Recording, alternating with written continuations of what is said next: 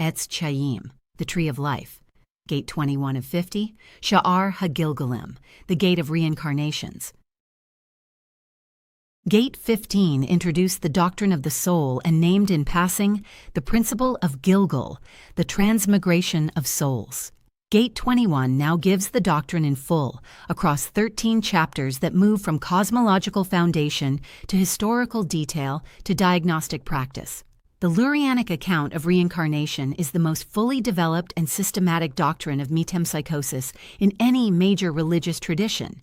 It is not a speculative, metaphysical theory, but a precisely mapped science, complete with rules governing which souls must reincarnate, how many times, in what forms, and how the entire history of a soul's previous incarnations can be read from the features of the living face and the lines of the living hand. Gilgul, in this account, is not punishment. It is not a wheel of fate. It is not a cosmic default condition. It is a precision instrument of divine mercy, the mechanism by which a soul that has failed to complete its tikkun in one lifetime is granted additional lifetimes in which to do so. The alternative to Gilgul, for a soul that has not finished its work, is far worse than rebirth. It is the permanence of an unfinished condition. The gate also introduces three closely related phenomena. Ibur, the temporary attachment of a second living soul to a person, usually to assist them in completing a specific mitzvah. The dibuk, the malicious or desperate attachment of a disembodied sinful soul to a living person. And chokhmah hapartzuf, the wisdom of the face, the diagnostic practice by which the Arizal could read a person's complete soul history from their physiognomy, identifying past lives and soul roots from the features of those who came before him. 13 chapters unfold the doctrine, the general theory of Gilgul as merciful instrument, the three soul levels and their separate reincarnation patterns, the maximum number of incarnations, the descent into animal, vegetable, and mineral life, the 600,000 root souls of Israel, Ibur and its function, the dibuk and its peril, then the soul histories, Adam, Cain, Abel, Moses, Jethro, Chokhmah hapartzuf as diagnostic science, the Arizal's own soul, Vital's soul lineage, and the final chapter on the completion of tikkun and the end of all Gilgul in the Messianic age. A lifetime is not, in general, enough. The soul arrives with a specific curriculum, a specific set of commandments to fulfill, a specific tikkun to accomplish, a specific portion of its fractal structure to rectify. Most souls do not complete this curriculum in a single incarnation. The structural reason is the magnitude of the work. Each soul carries a portion of the work of the cosmic tikkun, a specific set of sparks it is meant to liberate, a specific set of channels it is meant to open, a specific set of damages it is meant to repair. The portion assigned to a single soul is not chosen by that soul. It is given as the soul descends, set by the structure of the Shavira and the soul's specific position within the Adamic root structure. Gilgul, Rashamim Shel, Makom Reincarnation, the mercy of the divine. The mercy of Gilgul is that incompletion does not mean failure. When death comes without the work completed, the soul does not face permanent failure. It is given another body, another circumstance, another chance. The work that was begun continues. The portions that were not completed in the first incarnation become the work of the second. There are limits. The doctrine teaches 3 times as the standard maximum, Gemel Pa'amim, 3 repetitions, for the nefesh level rectification. A soul that has not achieved its nefesh tikkun in 3 incarnations faces a more severe judgment. But the higher soul levels, ruach, neshama, can be rectified across many more incarnations, sometimes across thousands of years of cumulative human history. The doctrine is not fatalistic. The work proceeds, life by life, with each life genuinely new memories, new circumstances, new freedoms, and yet continuous, with each life inheriting from the previous what remains to be done. The 3 principal soul levels, nefesh, ruach, neshama, reincarnate by different mechanisms. The Lurianic teaching is precise about which level returns under what conditions. The nefesh, the lowest level, is the level at which most reincarnation occurs. A soul whose nefesh tikkun is incomplete returns in a new body to complete it. The new body may know nothing of the previous life consciously, and usually does not, but the soul level itself carries the unfinished work into the new circumstances. The ruach is the second level. A soul that has completed its nefesh tikkun in a previous lifetime begins the new life at the level where its work is most needed. If the ruach is unfinished, the new life focuses on ruach work. The earlier nefesh completion remains intact. The new life builds upward from the foundation already laid. The neshama is the third level. Souls working at neshama completion are rarer in any generation. These are the souls whose previous incarnations have completed the nefesh and ruach work, who now return for the most refined level of rectification. Above these, the chaya and yechida do not reincarnate in the same way. They remain in the supernal realms, descending only briefly into specific moments of prophetic illumination or peak spiritual achievement. A person does not typically arrive in life with the chaya or yechida already drawn down. These levels become available only through sustained spiritual work.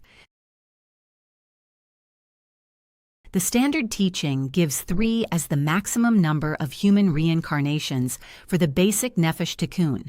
The verse from Job invoked in the rabbinic source, God does all these things twice or 3 times with a man, is read in the Lurianic tradition as a direct reference to the maximum count. A soul that has failed 3 times does not simply fail permanently. The Lurianic teaching introduces a sobering alternative, the descent into lower forms of life. A soul whose human work has not been completed in 3 incarnations may be assigned to incarnate in animal form. The lowering is not punishment in the simple sense. It is a continuation of the tikkun. By other means, the soul must complete its work even in a form that has fewer cognitive resources, fewer choices, fewer opportunities. Below animal, the soul may descend further still, into the vegetable kingdom, into mineral form. At each level, the work continues.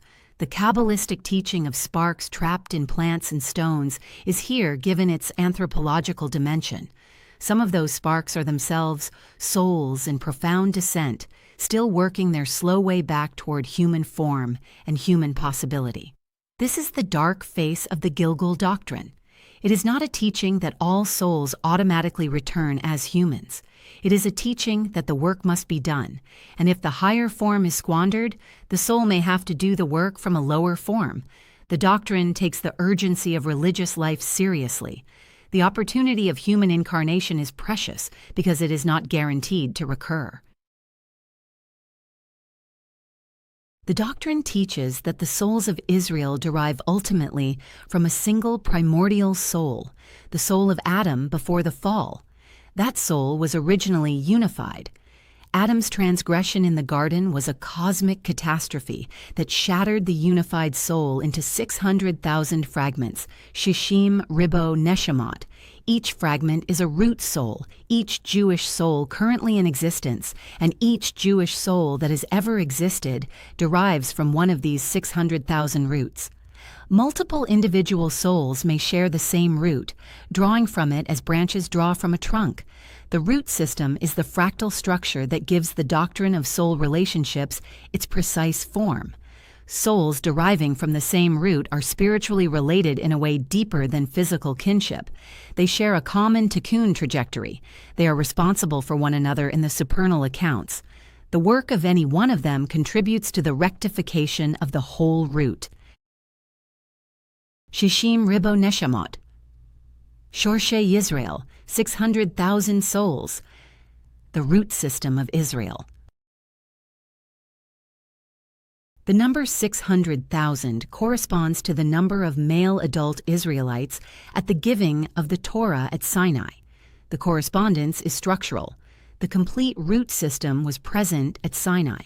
The Torah was given to the whole, to all 600,000 roots, and through them to every Jewish soul that has descended from them in every generation since.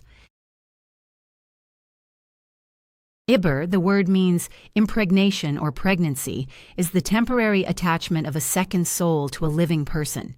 It is distinct from Gilgul. Gilgul means the soul takes a new body for an entire lifetime.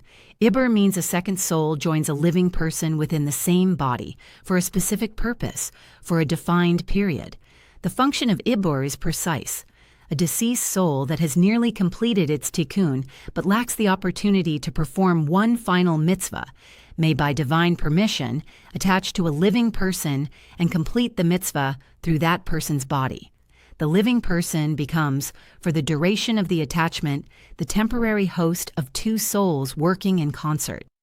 Ibur is generally not harmful or disturbing. The attached soul brings its accumulated spiritual capital to the host. Many tzaddikim have been described in the Lurianic tradition as receiving Ibur from the souls of great sages of the past. Elijah the prophet, in particular, is described in Lurianic literature as bringing his soul into Ibur relation with deserving individuals for short periods to confer specific spiritual transmissions. The condition for Ibur is the host's spiritual readiness. The attached soul cannot attach to a person whose own state does not allow for the additional spiritual content. The Arizal himself, in the Lurianic accounts, was thought to be in nearly constant Ibur relation with multiple souls of past sages. His diagnostic gifts and his teaching capacities far exceeded what any single soul could have brought to a single lifetime. The Dybbuk is the dark counterpart of Ibur. Where Ibur is consensual and beneficial, a deceased soul attaching to a living person for the sake of completing a specific mitzvah. The Dybbuk is the involuntary attachment of a disembodied sinful soul to a living person, usually for malicious or desperate reasons. A Dybbuk is typically a soul that died without completing its tikkun and without earning the right to reincarnate. Such souls are caught in a structural limbo. They cannot ascend to the higher worlds for processing, and they cannot descend into a new body. Some of them attach to the living, drawing on the host's vitality to maintain a precarious form of continued existence. The signs of Dybbuk possession are precise in the Lurianic literature. The host begins to manifest behaviors, knowledge, or speech patterns that do not belong to them. The attached soul may speak through the host's mouth, sometimes revealing details of its own past life that the host could not have known. The presence is parasitic, draining, disturbing. The exorcism of a Dybbuk requires precise procedures. The Arizal and his circle developed several methods, including specific prayers, specific names invoked over the host's body, specific Kabbalistic kavanot designed to release the attachment and allow the troubled soul to proceed to whatever judgment or further incarnation it requires. The Lurianic Dybbuk literature is one of the most extensive accounts of spiritual possession in any religious tradition. Chokmah HaPartzuf, the wisdom of the face, is the diagnostic science by which the Arizal could read a person's complete soul history from their physiognomy. The teaching presents this not as a magical gift, but as the application of precise principles. The soul writes its history into the body it inhabits, and a trained reader can recover that history from the body's features. The face is the primary text. Specific features correspond to specific sefirotic. The forehead reads the mochin, the higher consciousness, the upper spiritual development of the soul. The eyes read the soul level. The brightness and clarity of the gaze indicates which of the 5 soul levels is currently active. The nose reads tiferet, the balance of the personality. The mouth reads malkut, the soul's relationship to speech and the manifestation of inner life. The hands are the second text. The lines of the palms record the specific mitzvot history of the soul. Lines deepen with the performance of commandments and lighten with their neglect. The Arizal could read from the palm the specific mitzvot a person had completed in this lifetime and previous lifetimes, the work that remained, and the soul's specific partzuf origin. The voice is the third text. The timbre of the voice records the soul's Yetzirah history. The Arizal could hear, in the speaking voice of a stranger, the soul root and the principal incarnations of that soul's previous lifetimes. The full diagnostic combined face, hands, and voice into a complete reading. This was not a popular art. The Arizal taught it to very few. Vital himself, in the standalone Sha'ar ha-Gilgulim, reports that he received specific diagnoses from the Arizal about his own soul root, diagnoses that he could not have made for himself. The full practice of Chokhmah ha-Partsuf required diagnostic gifts of an order found in perhaps one figure per generation.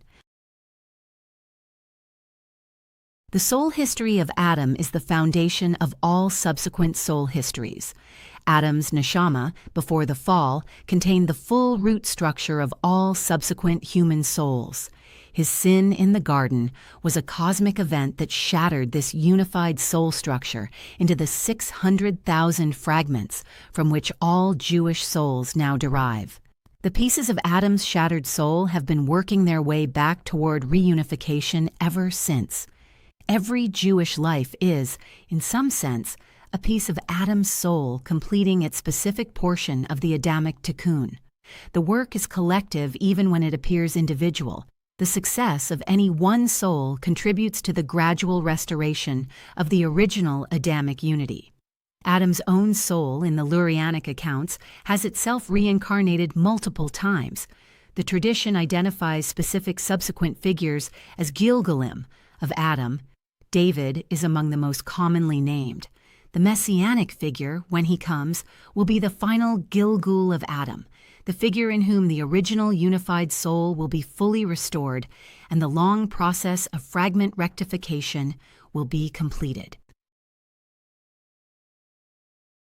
The fratricide in the 4th chapter of Genesis, Cain's murder of Abel, is, in the Lurianic account, a cosmic event with consequences extending across the entire history of Israel. The two brothers were not merely individuals. They were the two principal aspects of the post-Adamic soul structure. Cain as the soul aspect derived from Gevurah, Abel as the soul aspect derived from Chesed. Cain's transgression damaged the structural relationship between these two aspects. The murder embedded a cosmic split that has propagated through the soul system ever since. Many of the central conflicts of biblical and post-biblical history, Esau and Jacob, Joseph and his brothers, Saul and David, the conflict of Israel and Edom, are read in the Lurianic tradition as renewed enactments of the original Cain-Abel split, with the same souls returning in different costumes to attempt the rectification that the original event made necessary. The Cain line and the Abel line each carry forward a specific kind of work. The Abel line carries chesed, generosity, the open hand. The Cain line carries gevurah, severity, the discipline of judgment. Neither is intrinsically evil. The work of cosmic tikkun requires both. What was damaged in the original murder was not one or the other, but the relationship between them. The rectification, when it comes, will be a healing of the relationship, the reconciliation of Chesed and Gevurah, the restored marriage of the two aspects that the fratricide tore apart. Moses, in the Lurianic accounts, is a Gilgul of Abel. Jethro, his father-in-law, is a Gilgul of Cain. Their relationship is the first major step in the cosmic reconciliation of the two soul lines. The meeting between Moses and Jethro is, in the Lurianic reading, a recovery from the fratricide. Moses, the descendant of Abel, encounters Jethro, the descendant of Cain, and instead of repetition of the original violence, there is mutual respect, marriage, the giving of counsel, the offering of sacrifice. Jethro brings Moses' wife and sons to him. Moses welcomes Jethro and bows to him. The original event begins to be reversed. The marriage of Moses and Zipporah, Jethro's daughter, is the structural healing point. Through that marriage, the Abel line and the Cain line are reunited within a single household. The children of Moses and Zipporah carry both lines forward. The split that began with Cain's hand against Abel's head begins, with this marriage, to be slowly stitched back together. The full reconciliation will require many more cycles. The messianic figure will complete what Moses and Jethro began, but the structural movement is established here, from violence to mutual recognition, from murder to marriage, from the split that fractures the soul system to the union that begins its repair. The Lurianic tradition transmits with characteristic precision the Arizal's own soul history. Vital records what the Arizal told him about his own Gilgulim, and the chain that emerges is among the most remarkable spiritual genealogies in Jewish literature. The Arizal's soul root, the tradition holds, derived from the Chesed aspect of Adam, the same line that includes Abel, Moses, and the priestly tradition. His previous incarnations included figures connected to the great Kabbalistic transmissions of earlier centuries. He was, in his own lifetime, the recovery and culmination of soul work that had been proceeding across many centuries. His diagnostic capacities, his ability to read souls, to perform chokmah ha-partsuf, to identify the past lives of those who came before him, are presented in the Lurianic tradition not as personal magic, but as the consequence of his particular soul root and the accumulated spiritual capital of his previous incarnations. He could read souls because his own soul had been doing soul work across centuries. He died young, in his 30s, in Seift, in 1572, and the tradition records that his death was not from any failure of tikkun, but from the structural reason that his particular mission had been completed. The transmission was in place. Vital and the inner circle had received the teachings. The work could continue without him in the body. Vital himself, in the most personal passages of the Sha'ar ha-Gilgulim, reports what the Arizal told him about his own soul. Vital's soul root, the Arizal taught, was connected to Cain, the Gevurah line, with specific previous incarnations identified by the Master. The teaching is presented with humility. Vital reports it as the Arizal gave it to him, including the difficult parts, the specific tikkun work that Vital was assigned to complete in this lifetime, the specific transgressions of previous incarnations that he was meant to repair, the specific responsibilities that his soul root placed upon him. Among those responsibilities was the work that the Etz Chayyim itself represents. Vital was assigned the task of recording the Arizal's teachings, of preserving for future generations the cosmological system that the Master had received and transmitted orally. The Etz Chayyim, in this reading, is itself a tikkun document. Vital's specific contribution to the cosmic rectification, performed through the medium of writing. The closing passages of the Sha'ar ha-Gilgulim contain Vital's most personal statement. He shifts briefly into the first-person plural, sit until we are all established, including himself, his master, and all the souls of all the generations in the still unfinished work of cosmic return. He is not standing outside the system describing it. He is inside the system, still in his own Gilgul, still working his own portion, still waiting for the completion that all souls await. The doctrine of Gilgul has an endpoint. When the cosmic tikkun is complete, when all 600,000 root souls have completed their work, when all the sparks have been released from the kelipot, when the shavira has been fully repaired, the cycle of incarnation ends. The Messianic era in this account is not merely a political restoration. It is the structural moment when souls no longer need to reincarnate. The work that required Gilgul is done. The souls return to their permanent positions in the supernal worlds, wearing the tselims they have built across all their incarnations, now operating at the full development that the long process has produced. Resurrection follows. The souls receive new bodies, not the physical bodies of the previous incarnations, but resurrection bodies built from the tzilim templates, as Gate 18 described. These bodies are spiritual, operating at the level of Beriah, or Yetzirah, no longer subject to the limitations of physical incarnation. The teaching is hopeful. The work is bounded. The cycle is not eternal. There is an end, and the end is not the dissolution of identity, but its full restoration in a form that the long process of Gilgul was always meant to produce. Vital's closing words speak both as doctrine and as prayer. Teshev ad sheyikonu kulanu, sit or return or wait. The verb carries all three meanings, until we are all established, until all souls have completed their work, until the original Adamic unity is restored in the form that the rectified cosmos will reveal it to have always been meant to take. Gate 21 has given the complete Lurianic doctrine of Gilgul.